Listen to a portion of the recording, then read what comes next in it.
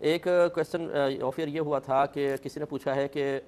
کوئی شخص یہ کہتا ہے کہ دوا جب کھائیں تو بسم اللہ الرحمن الرحیم پڑھ کر نہ کھائیں ورنہ بیماری بڑھ جائے گی، کیا حکم شرع ہوگا؟ دیکھیں، اس قسم کے ریڈی میڈ اور جاہل مفتیان کرام ہمارے گھروں میں، ہمارے اطراف میں، ہمارے خاندانوں میں چیوٹیوں کی طرح بکھرے پڑے ہیں، جو اپنی عقل سے چیزوں کو سوچ کر اور یہ نہیں سمجھتے کہ ہم جو بول رہے ہیں وہ چاہے آپ قصد و ارادہ کریں نہ کریں، جب آپ کوئی شرعی حکم بیان کرنے کی کوشش کرتے ہیں تو گویا کہ آپ یہ دعویٰ کر رہے ہوتے ہیں کہ اللہ تبارک و تعالیٰ اور اس کے رسول کریم صلی اللہ علیہ وسلم نے یہ فرمایا۔ یہ اچھی طرح یاد رکھیں، شریعت کے معاملے میں جب بھی آپ کلام کریں گے، آپ کا قصد و ارادہ ہو یا نہ ہو، آپ جب شرعی حکم بیان کر رہے ہیں تو اس کا مطلب ہے کہ آپ یہ دعویٰ کر رہے ہیں کہ اللہ تعالیٰ اس کے رسول نے یہ فرمایا۔ اور اسی وجہ سے جب کوئی جاہل غلط مسئلہ بیان کر رہا ہوتا ہے، اس کو علم نہیں ہوتا، تو نبی کریم صلی اللہ علیہ وسلم نے ارشاد فرمایا کہ اس پر زمین و آسمان کے تمام فرشتے لعنت کرتے ہیں۔